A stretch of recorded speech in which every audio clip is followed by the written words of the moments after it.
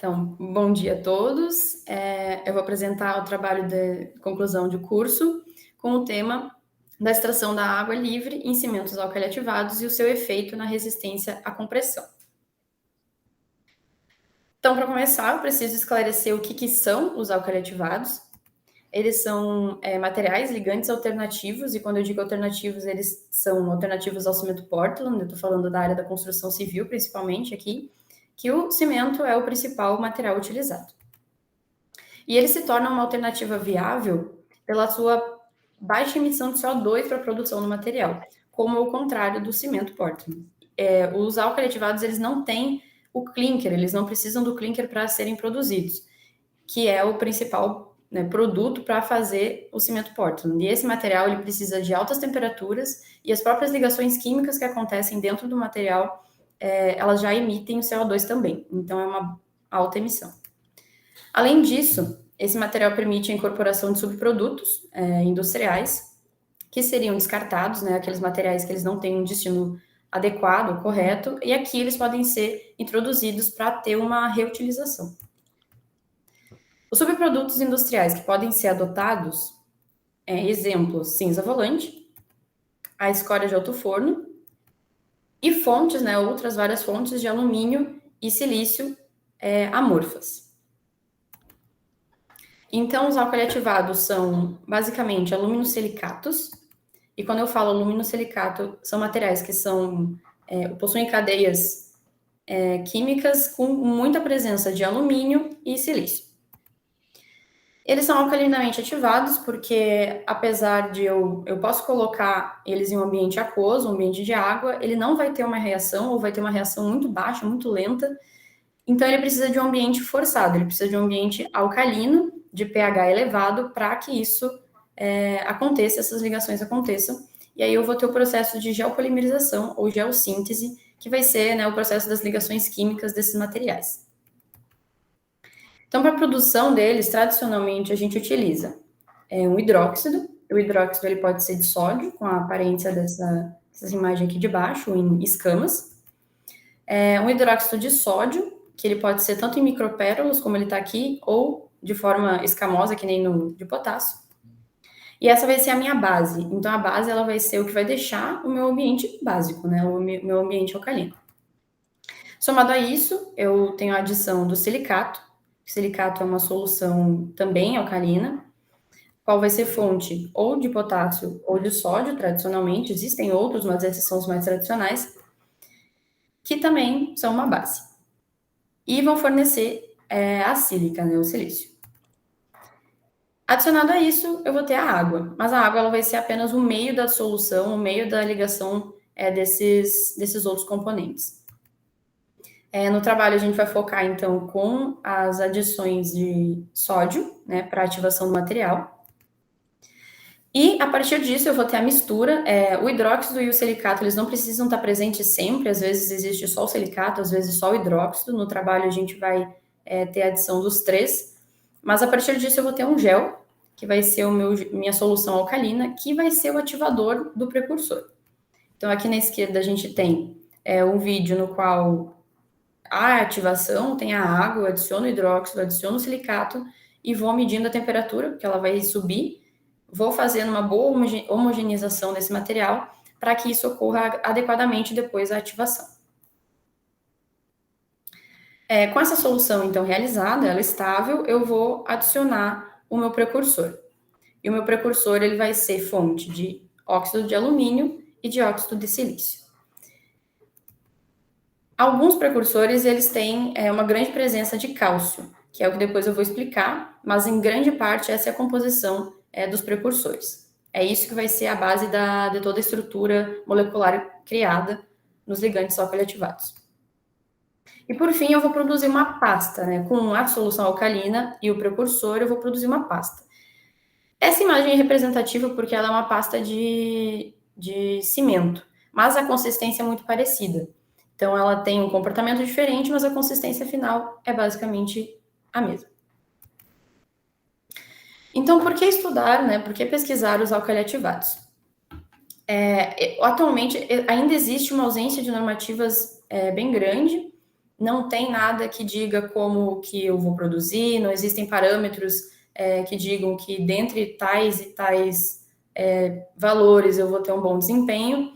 Então, acaba que a ausência de normativas, ela atrapalha, né, para a boa aplicação do material.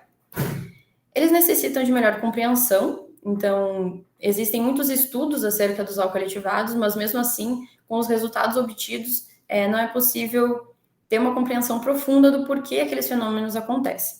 Então, isso ainda precisa ser muito explorado. Eles são uma proposta sustentável, porque é justamente pela baixa emissão de CO2 e a incorporação de subprodutos. E eles têm um custo elevado, né, pelo hidróxido, pelo silicato, eles têm um custo elevado de produção e uma mão de obra precisa ser qualificada para produzir esses materiais. Não é como o cimento, que eu estou lá na minha obra, e eu vou ter a adição do cimento, da água, dos agregados e vou produzir em campo mesmo meu material. O alcoolitivado, ele precisa de um meio controlado, de temperatura controlada, tratamentos específicos, para que eu consiga obter o desempenho, né, esperado. Então, o potencial, eles têm potencial para resistência mecânica inicial elevada, quando em comparação ao cimento Portland, resistência a elevadas temperaturas, ao ataque de químicos, baixa permeabilidade, isso tudo eu estou dizendo para uma formulação que seja adequada ao material, então não é qualquer formulação, é para uma formulação bem sintetizada, então tudo encaixadinho, bonitinho. E a possibilidade de mobilização de resíduos nucleares justamente pela baixa permeabilidade, resistência mecânica, resistência a elevadas temperaturas. Então, essa é uma proposta possível e ela é abordada em diversos trabalhos, né, publicados sobre os ligantes alcoolitivados. No trabalho, a gente vai focar basicamente na resistência mecânica e na resistência a elevadas temperaturas. Então, começando pela temperatura, quando o material é elevado a temperaturas maiores do que a ambiente, o que acontece, assim como o procedimento Portland, é a saída de água. Então, eu vou ter água no meu material, né? Aquela água que eu adicionei no início para a produção. Porém, nos alcoolitivados, nem toda essa água, ela está ligada quimicamente à estrutura, nem toda ela foi utilizada. No cimento Portland, isso acontece mais, sobra menos água livre no meu material. Aqui nos alcoolitivados sobra bastante. E aí, com isso, quando eu elevo a temperatura, essa água vai tender a sair, né, ela vai ser retirada, e o que vai ficar são os vazios e os poros. E o que a gente menos quer são poros, né, para todas essas aplicações. Os poros são um meio de entrada de intempéries e todos os problemas que podem ser criados no meu material a partir de uma entrada. E aí podem surgir as fissuras e as trincas, que não são nada desejáveis, né, no nosso material. Além disso, os alcoolitivados, eles possuem um comportamento frágil, um comportamento muito parecido com materiais cerâmicos, né, um material como um tijolo, uma porcelanato, os cerâmicos, eles têm um comportamento frágil. Mas o que seria, né, esse comportamento frágil? A gente tem esses dois GIFs aqui, e o de cima só se moveu agora. Ele não deu nenhum aviso de que ele estava rompendo, ao contrário da imagem abaixo, no qual tem toda uma deformação, obviamente que ela está exagerada, mas uma grande deformação antes de que aconteça o rompimento do material. E o primeiro, que é o que não tem aviso, é o que a gente chama de comportamento frágil. Então, aqui pela curva, a gente pode ver que essa área abaixo da curva, que ela considera toda a deformação obtida do material. Para o material frágil, ela é muito baixa. E para o material dúctil, que seria o que suporta a deformação antes de romper, é muito maior. Então, esse aviso, na hora que a gente vai aplicar o material realmente para a utilização, esse comportamento dúctil, ele é importante, né? Esse comportamento frágil, ele é muito imprevisível. Então, ele não é seguro, não traz segurança para a aplicação. A partir disso, né, a gente tem somado o comportamento frágil com o problema da água presente no material, que vai reforçar ainda mais o meu comportamento frágil com a presença de poros, a gente aborda o papel do tratamento térmico. O tratamento térmico, ele tem um potencial de melhoria no desempenho. Mas por quê? Porque ele vai atuar com a retirada do conteúdo de água presente.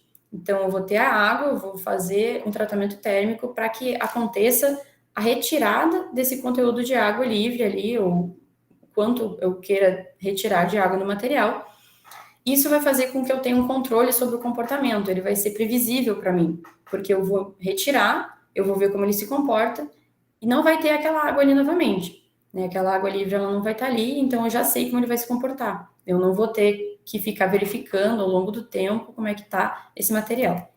E para isso eu vou ter vai me gerar mais estabilidade nos resultados produzidos. Então, os objetivos desse trabalho foram avaliar o efeito do tratamento térmico, né, até 150 graus, em ligantes alquilativados com diferentes precursores. E isso tudo focado na extração da água livre, que é a água que vai sair ali até os 150 graus, 125 graus, e a gente utilizou 150 graus como a máxima temperatura de tratamento. Esse gráfico, retirado de um artigo que está referenciado no próprio documento do TCC, ele traz as faixas aonde sai cada forma de água presente na estrutura. Então, eu vou ter água livre, a qual aqui está determinada como para sair até os 125 graus, e a água intersticial já pega o intervalo entre 125 e 250. A temperatura de 150 ela foi adotada para ter forçar um pouco mais a saída de água, para ter certeza de que aquela água livre ela vai realmente sair. E é isso que a gente vai verificar posteriormente nos resultados. Então, isso tudo vai ser avaliado a partir da resistência mecânica e da eficiência realmente da retirada de água. Se o tratamento que eu fiz, ele funcionou para retirada de água. Os materiais aplicados, então, né, a partir dos diferentes precursores, foram a cinza volante, a escória granulada de alto forno e o metacaulin. A cinza volante é um material derivado da queima do carvão para produção de energia. Então, e ele é um material com alta concentração de dióxido de silício e alta concentração de óxido de alumínio. A difração de raio-x é uma análise que traz para nós a característica amorfa do material. E o que seria isso? Quando eu tenho uma estrutura amorfa, aquela estrutura bagunçada, aquela estrutura a qual ela não tem uma ordem.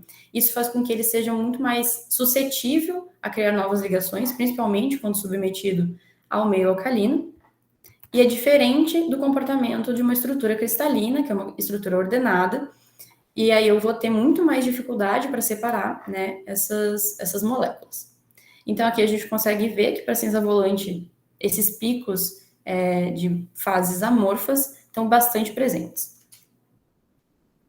A escória de alto forno, então, ela é derivada da produção do ferro gusa, ela é o material que resta, né, da produção, sai o ferro gusa e fica a escória de alto forno que serviu para o tratamento desse material. A fluorescência de raio-x, né, vai trazer a composição. Aqui a gente consegue ver a escória com uma alta presença do cálcio, então a gente tem mais presença de cálcio do que sílica, silício e alumínio, que é o que eu comentei anteriormente, que alguns precursores poderiam ter essa característica. E isso é característica da própria origem da escória de alto forno, que na produção tem adição do material de cálcio para sair o ferro gusa. E aí aqui sobra na escória de alto forno essa grande quantidade. A difração de raio-x, ela também traz um pico e bem saliente de teor amorfo. E o teor amorfo a gente determinou como 99% devido a trabalhos anteriores, né, realizados pelo próprio grupo, em outras escórias, outros materiais, a gente pode dizer que a escória de alto forno, ela tem um teor amorfo de 99%. Isso por causa da temperatura do tratamento que ela passa, lá como ela é produzida, enfim. E a gente pode determinar como 99% de amorficidade. O terceiro, então, foi utilizado um caulin da região do Rio Grande do Sul, o qual passou por um tratamento térmico controlado para a retirada do que a gente chama de hidroxilas. Então, o que eu estou fazendo nesse material é basicamente desidratando ele. Estou desidroxilando o processo de calcinação e essas hidroxilas vão ser retiradas. Por que eu faço isso? Justamente por causa do que eu comentei antes, que a estrutura do caulin, né, desse solo que é retirado da natureza, ela é bastante cristalina. E eu não quero material cristalino para ativação. Eu preciso de material amorfo. Então, para isso, eu vou desestabilizar a estrutura, tirando as hidroxilas, para produzir um caulin amorfo, que vai ser o metacaulin. Então, esse metacaulin, a fluorescência trouxe, semelhante à cinza volante, um alto teor de dióxido de silício e um alto teor de óxido de alumínio. Que é basicamente a composição. Aí depois tem outros materiais, outras composições. A difração de raio-x, ela traz, então, após a calcinação, a gente vai ter um metacaulim com bastante teor amorfo, bastante picos de fases amorfas. Para o ativador do material, foi utilizado, então, o hidróxido de sódio, com pureza de 98%, e o silicato de sódio alcalino. O silicato de sódio, então, apresenta a composição de dióxido de silício, óxido de sódio e água, né? Então, ele é uma solução, ele vai ter também parcela de água. As formulações, então, elas foram definidas a partir de parâmetros de síntese. E o que são parâmetros de síntese? É a partir disso que a gente formula materiais alcalitivados. A metodologia aplicada aqui foi através da concentração de ativação, né, que é a porcentagem de álcoolis, a concentração de álcoolis, né, daquela parte da base adicionada ao ligante. E aí ele pode ser de sódio, pode ser de potássio. Aqui a gente utilizou o sódio.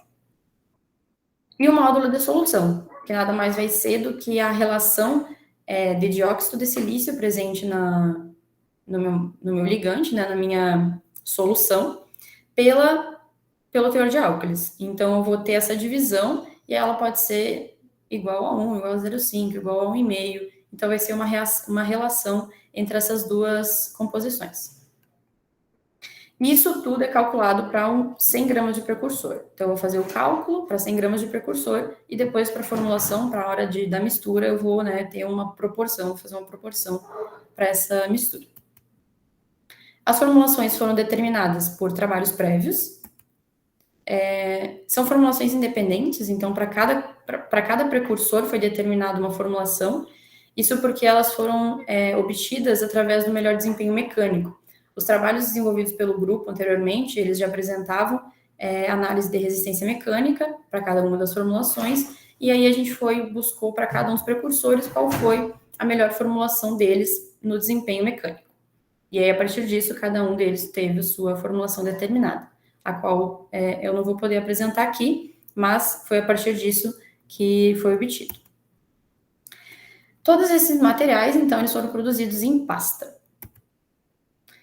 A partir disso, então, a gente vai ter a realização do tratamento térmico, que vai ser avaliado pela resistência mecânica e pela eficiência na retirada de água. Então, a resistência mecânica vai ser pela norma, de concreto, material de concreto, NBR 5739, e a eficiência na retirada de água pela termogravimetria, que vai ser, então, o meu material polvoroso, meu material em pó, vai ser colocado ali, vai ser submetido a uma temperatura que vai aumentando com o tempo, e aí vai ter a quantidade de massa perdida para aquele material. Essa massa perdida, ela vai ser vista aqui como a água que estava sobrando, então é ela que está saindo com o aumento da temperatura.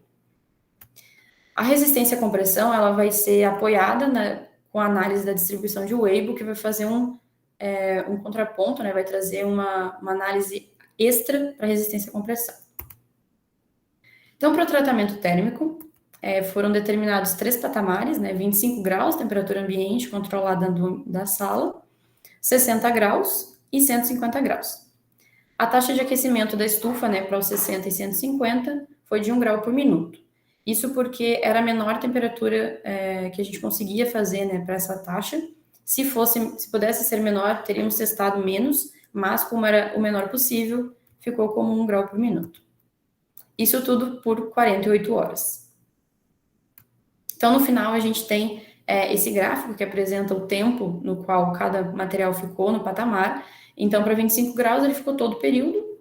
Para os 60 graus, ele ficou só uma parte, E para 150 graus, ele ficou um pouco menos, porque até chegar à temperatura de 150 graus, demorou um pouco mais. Então, os resultados obtidos para resistência à compressão, a gente tem essa tabela aqui, eu vou focar em alguns pontos. Para cinza volante, a gente pode ver que teve uma resistência residual, à compressão, de 42% para o tratamento térmico a 60 graus e apenas 22% de resistência à compressão sobrou para o tratamento a 150 graus, Isso tudo em comparação ao primeiro valor. E outro fenômeno que a gente pode observar é o desvio padrão, que com o aumento da temperatura, ele reduziu. Isso também pode ser visto com a escória. A escória, com o aumento da temperatura, 60 e 150, também houve a diminuição no desvio padrão, né, foi menos disperso. E na escória a gente vê um fenômeno diferente, no qual essas duas temperaturas, né, 60 e 150, obtêm a mesma. Se a gente considerar o desvio padrão, é a mesma resistência. Então, ela tem uma resistência residual de 18% para esses duas matrizes. Para o metacaolin, a gente pode ver que ele foi o que menos reduziu, né, a resistência à compressão, tendo uma resistência residual de 78 e 35, para 60 e 150 graus, respectivamente. E o desvio padrão também apresentou comportamento de diminuição dele com aumento da temperatura. A partir disso, então, foi realizada a distribuição de Weibull pela STM C1239. A distribuição de Weibull ela foi utilizada porque ela aborda muito bem o comportamento frágil do material, né, que é o comportamento frágil apresentado pelos ligantes alcali-ativados. Esse comportamento ele traz uma dispersão de dados muito elevada, então eu vou ter dados de mínimo e máximo muito longe um do outro. Isso faz com que o tratamento por média e desvio padrão não seja suficiente para determinar o comportamento do meu material, porque se eu vou ter dois extremos muito longes, a média não vai ser representativa. Então, a partir disso, a gente utiliza a distribuição de Weibull, que vai ser determinada a partir de dois parâmetros, que é o módulo de Weibull, o M, que vai ser obtido através da inclinação da reta, e a força característica do material, que vai ser a resistência à compressão, aqui no caso de ensaio, a resistência à compressão, na qual 63% da amostra já vai ter falhado. Então, ela é uma análise estatística que ela determina esses dois parâmetros.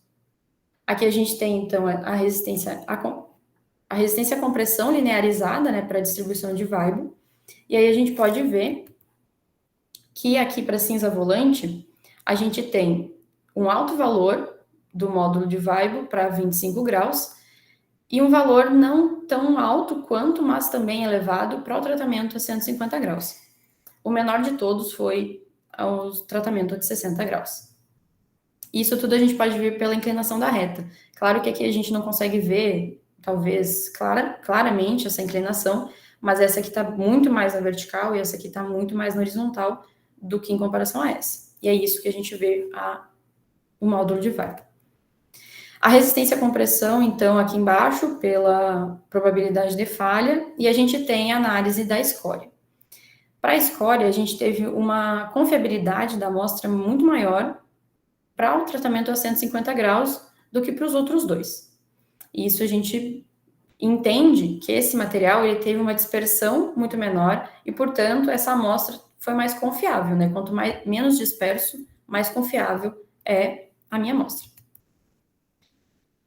E para o metacaolin, a gente tem um comportamento no qual o tratamento a 25 e a 150 tiveram praticamente a mesma estabilidade, né? Uma dispersão muito semelhante. E, de novo, o 60 graus foi o que apresentou o menor módulo de Weibull. As análises termogravimétricas, então, para verificar o efeito da saída de água, né, se realmente tirou o conteúdo de água necessário. Então, a gente consegue ter... Deixa eu ver se eu consigo aproximar. Aqui. A gente consegue ver, para cinza volante, essa diferença entre as curvas, aqui o tratamento a 25 graus, então houve, né, após o tratamento da termogravimetria, uma saída de água grande em relação às outras, isso porque o tratamento a 25 graus ele não teve uma retirada de água eficiente, saiu muito pouco, provavelmente. A 60 graus está muito próximo, então teve uma pequena saída, mas também não foi considerável. Já a 150 graus, a gente tem uma água residual no material aqui próxima de 5%, né, no final dessa termogravimetria. Então, ela teve, né, um efeito melhor do que os 60 graus. E esse gráfico do lado é o gráfico da derivada do primeiro, então aqui a gente vê o quanto no total saiu de água, e aqui a gente consegue entender aonde que isso aconteceu. Então, qual foi a temperatura em que saiu essa água. E para esse material, assim como para a escória, a gente consegue ver que o pico foi próximo ali aos 90, 100 graus para os dois materiais. Já o metacaulin, a gente vê um comportamento um pouco diferente, no qual a presença de água, né, residual no material para 25 e 60 graus é a mesma. Aqui as duas curvas elas estão sobrepostas e elas são praticamente iguais. A gente pode dizer a partir disso que o tratamento a 60 graus ele não foi efetivo, porque se ele tem a mesma quantidade de água do que o tratamento a 25, não tem necessidade de eu fazer esse tratamento, gastar essa energia, e enfim. E a 150 graus, a gente já tem uma saída de água mais presente aqui, porém ainda existe 8%, em torno de 8%, 9% de água residual aqui. Então, os picos aqui, o metacaulin, ele também apresenta um pico um pouco diferente, a gente vai ter uma leve queda aqui, um leve pico perto dos 100 graus, aqui para os 150 graus a gente tem um pico maior, né, mais saliente, aqui é 100 graus, e o outro pico é próximo dos 150. Então, as considerações finais, a gente pode ver que o metacaulin, ele foi o menos afetado em relação à redução da resistência à compressão, e obtiveram módulos semelhantes para 25 e 150 graus. Isso diz que a minha amostra tratada a 25 e 150 tem a mesma confiabilidade. A resistência foi menor? Foi menor, mas eu tive um controle muito parecido, só que com a presença de água muito menor. A score obteve grande dispersão para todos os tratamentos, então ela foi muito mais instável e teve muito mais a saída de água, né? Menos água foi conseguido de ser extraída. 60 graus a gente pode dizer que foi não satisfatório para todos, né? Para todos os materiais, para todos eles ele foi o menor resistência, menor quantidade menor valor de Weibull, né? De módulo de Weibull, então menos confiáveis. Por quê? Porque a água ela saiu em parte, a gente pode ver ali nos gráficos anteriores. Para alguns ligantes, ela saiu em parte, mas ainda ficou. Então, isso faz com que abram pequenos poros, pequenas aberturas no material, sem que saia toda a água. Acaba que mais atrapalha do que realmente auxilia para o desempenho do material. E 150 graus foi o mais eficaz na retirada da água livre. A cinza volante, dentre todos, ele foi o que foi menos disperso, né, tendo aqueles módulos de Weibull maiores em comparação aos outros precursores. Como continuidade, outras formulações de ligantes deveriam ser testadas, né, outras variações, outros teores de água. Deveria ser avaliado o efeito da retração, porque a retração é muito presente, a gente pode ver até aqui na foto, é uma foto dos meus próprios corpos de prova, e a retração aconteceu bastante, então isso seria importante de avaliar, como controlar isso, talvez. O avanço nos níveis de temperatura, então, temperaturas mais elevadas, para ver o que vai acontecer, se acontece a mesma fissura, se ele tem maior estabilidade. Agregados e fibras, né, que vão conter, talvez, essas fissuras, talvez auxiliem no desempenho do material. E o entendimento de fases e produtos que se formem ali dentro, daí não só as mudanças físicas, mas também as mudanças químicas que aconteçam dentro da estrutura do material. Seria isso, muito obrigada, e é isso.